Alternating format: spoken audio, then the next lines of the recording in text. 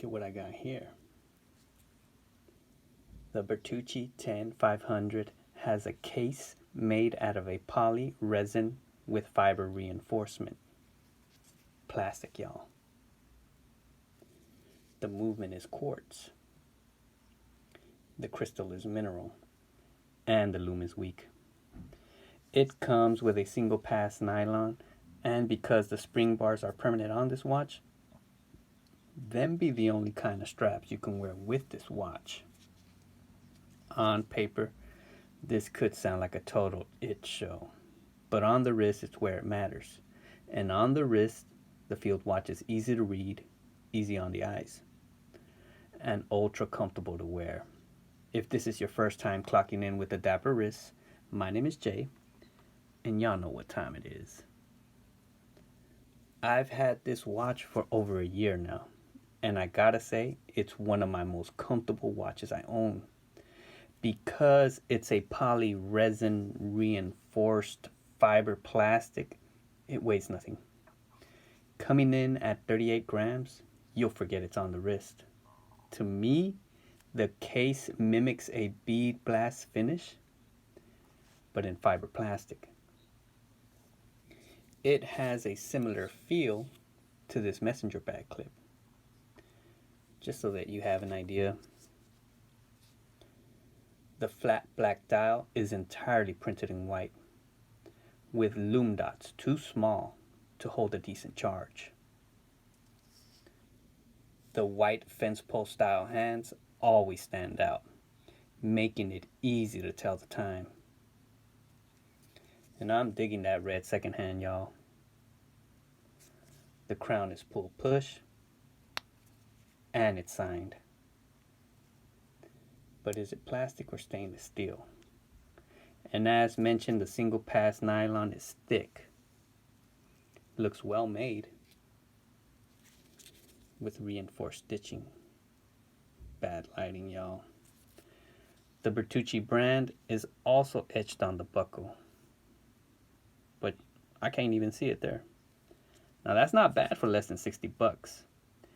But if comfort, legibility, and affordability ain't enough for you, let me get into the why I think this watch should be considered.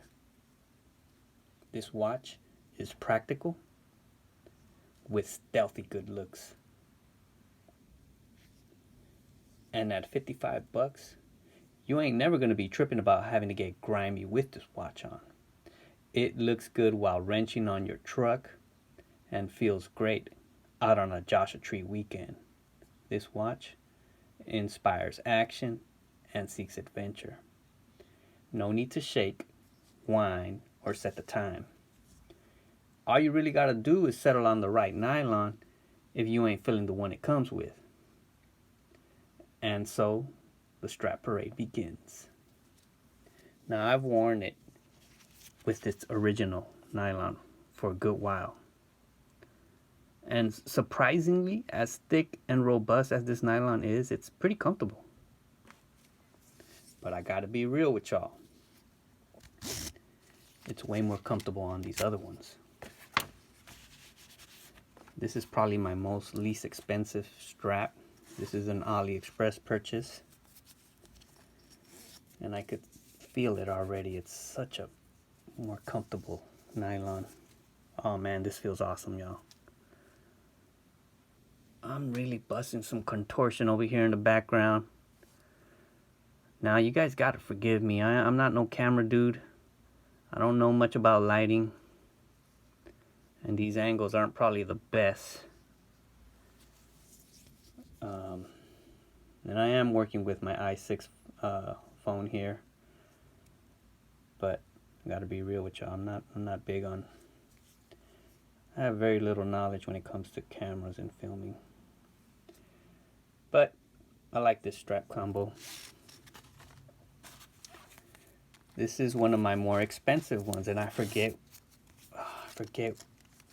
who makes this one. Maybe some of y'all will be able to tell just from the hardware. This is probably the best hardware I've seen on a nylon. Now this one feels really comfortable too, and look how the black just I think it's a good match. Red secondhand, red pinstripe, or whatever you want to call that. Now this one's, I'm not going to necessarily put it on because it's so long that I have to make a hole so that I could put it on my little girly wrist, but I don't want to do that just yet. I think I'm going to hold out. But in all sincerity, this is how I like to wear it. This is a Barton seat belt where I cut off the other nylon, the double pass thing. I even cut off the tag with a Diesel branded buckle, just to match that it's black. And this one I will put on the right way. You know, at first when I was doing these videos, I wasn't necessarily doing wrist shots, but people kept bringing it up, and yeah, you know what, it makes sense. I should provide you a wrist shot. I am talking about smaller watches for smaller wristed cats. Why wouldn't I do that, right? This is comfortable, y'all. It's pretty good. I haven't spoken about the sizing yet. This is going to be the first on-air sizing, so to speak. Let's see. There you see. 36.1, 36. That's a perfect size for us thin-wristed cats. I got a 6 1/4 inch wrist for your reference, 44.5. I personally prefer to have my watches with a lug-to-lug of 44 and under, but I could do 44.5. This is 20. Actually 19.5. I forgot about that. But these are all 20 millimeter.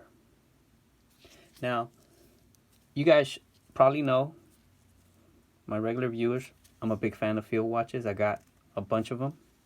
Second favorite type of watch aside from dress watches.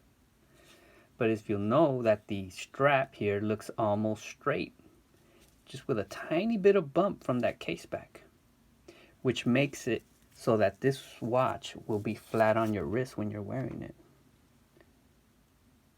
Perfect field watch design, if you ask me. Now, unfortunately, it's gonna have this case look like it's popping up more because the spring bars are at the tip of that turn down. But I will sacrifice that so that this baby just lays so flat. You know, I've bought watches with the intention of putting them on nylons, thinking, that's going to be a better look. And for example, I'm going to preview a watch that will soon be reviewed. This is a Shanghai mechanical. When I bought this watch, I had intentions on putting it on nylon, but little to no turn down. Realistically, this is no turn down. And it doesn't look right. It doesn't look right because there's no turn down and because I have such a small wrist. It's just a clunky look with the nylon popping up. It just doesn't look right, y'all. I don't know if you guys know what I mean. And I guess when I do the actual review, I'll show you guys. But this is perfect field watch design, turn down. I mean, Bertucci knows what they're doing, y'all. What do you guys think? $55, plastic, quartz, grab and go. It's time to go.